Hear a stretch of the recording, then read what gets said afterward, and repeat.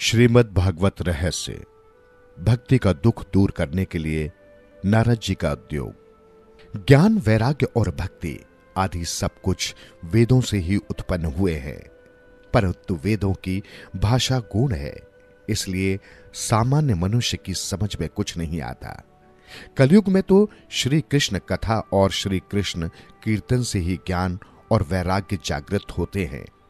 नारद जी चिंता में फंसे हैं कि ज्ञान और वैराग्य की मूर्छा उतरती नहीं है। उसी समय आकाशवाणी हुई कि तुम्हारा प्रयत्न उत्तम है, ज्ञान वैराग्य के साथ भक्ति का प्रचार करने के लिए आप कुछ सत्कर्म कीजिए। नारद जी ने पूछा कि मैं क्या सत्कर्म करूं? तो आकाशवाणी ने बताया कि सत्कर्म क्या है, ये तुम्हें संत महात्मा बताएंगे। नारद जी अनेक साधु संतों से पूछते हैं कि ज्ञान वैराग्य सहित भक्ति को पुष्टि मिले ऐसा कोई उपाय बताए, परंतु निश्चित उपाय कोई भी नहीं बता सका। तो नारद जी चिंता में पड़ गए। वे सोचने लगे कि निश्चित उपाय बतलाने वाले संत मुझे कहां मिलेंगे और वे क्या साधन बताएंगे। ऐसा विचार करते करते नारद जी घूमते फिरते बद्रिका आश्रम में आए। वहां सनकादि मुनियों के साथ उनका मिलन हुआ। नारद जी ने संत कुमारों को ये सारी कथा सुनाई। नारद जी कहते हैं कि मैंने जिस देश में जन्म लिया है उसी देश के लिए यदि उपयोगी न बन सकूं तो मेरा जीवन व्यर्थ है। आप बताएं कि मैं क्या सत्कर्म करूं। सनकादि मुनि कहते हैं कि देश के दुख में तुम दुखी हो, तुम्हारी भावना दिव्य है, भक्ति का प्रचार करने की तुम्हारी इच्छा है, इसलिए भागवत के ज्ञान मार्ग का पारायण करो, तुम्हारी इच्छा पूर्ण होगी। तुम भागवत ज्ञान यज्ञ करो और भगवान का प्रचार करो, इसी से लोगों का कल्याण होगा। इस कथा से ज्ञान और वैराग्य की जागृति होगी। श्री भागवती जी की कथा ज्ञान, भक्ति और वैराग्य को बढ़ाने वाली है। वेदों का पारायण करना अच्छा है, उससे आपकी इच्छा पूर्ण होगी, परंतु वेदों के अर्थ जल्दी समझ में नहीं आ सकते, इसलिए सर्व वेदों के सार रूप इस भगवान का ज्ञान यज्ञ करो। श्री भागवत कथा का अमृत पान करने के लिए वे वहां से गंगा के किनारे गए। शुद्ध भूमि में सात्विक भाव जगाते हैं। भूमि का प्रभाव सूक्ष्म रीति से मन पर अवश्य पड़ता है। योग भूमि भक्ति में बाधक है। श्री गंगा जी का तट ज्ञान भूमि है, अतः आज्ञा की कि गंगा किनारे चलो। नारद जी सनत कुमारों के साथ आनंद दवन में आए। सनत कुमार श्री व्यास आश्रम में आए। नारद जी हाथ जोड़े बैठे हैं। वहां ऋषि मुनि भी श्री भागवत कथा का पान करने आए हैं।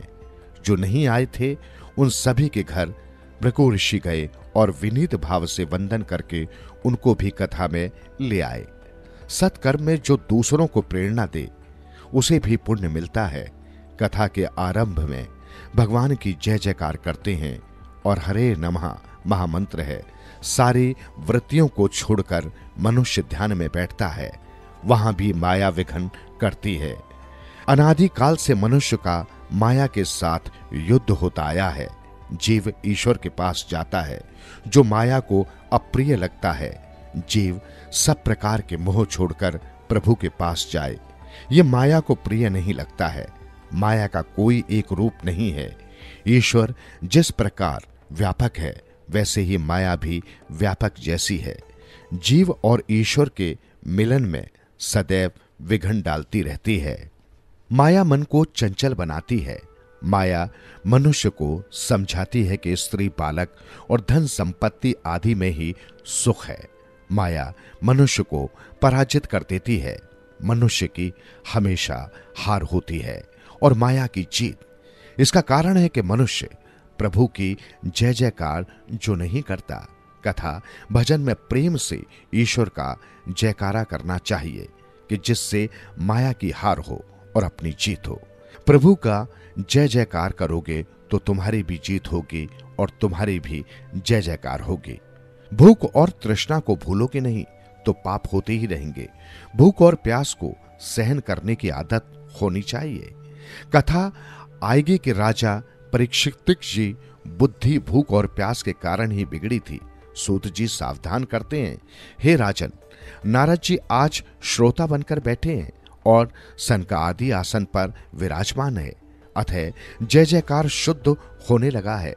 ये भगवान की भागवत की कथा अति दिव्य है। इस कथा को जो प्रेम से सुनेगा, परमात्मा उसके कान में, हृदय में उतरेंगे।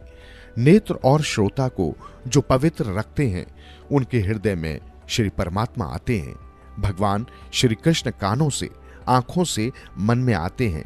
बार बार जो श्री कृष्ण की कथा सुनता है, उसके कानों से श्री कृष्ण हृदय में पधारते हैं। पाप भी कानों से ही मन में आता है। कानों को कथा श्रवण कराओगे, स्वयं श्री भगवान की कथाएं सुनोगे तो मन भगवान में स्थिर होगा। कानों से भगवान हृदय में आएंगे। श्री भगवान के हृदय प्रवेश के लिए हमारी देह, आंखें और कान द्वार हैं, साधन हैं। कई लोग आंखों से ही प्रभु के स्वरूप को मन में उतारते हैं, तो कुछ और लोग कान से श्रवण करके श्री भगवान को हृदय में उतारते हैं। अतः आंख और कान दोनों को पवित्र रखो, वहां श्री कृष्ण को पधारो। प्रत्येक सत्कर्म के आरंभ में शांति पाठ किया जाता है। उसका मंत्र है, हे देव, कानों से हम कल्याणकारी वचन सुने, कान और आंख पवित्र हों, फिर सत्कर्मों का आरंभ हो। इसलिए तो पूजा में गुरु महाराज कानों और आंखों में पानी लगाने को कहते हैं। विशुद्ध इंद्रियों में ही परमात्मा का प्रकाश होता है। इसलिए इंद्रियों को शुद्ध करो और शुद्ध रखो, मन को भी शुद्ध करो और शुद्ध रखो। काल नहीं बिगाड़ा है, मन ही बिगाड़ा है। नेत्र और श्रोत्र को पवित्र करने के बाद कथा का आरंभ होता है।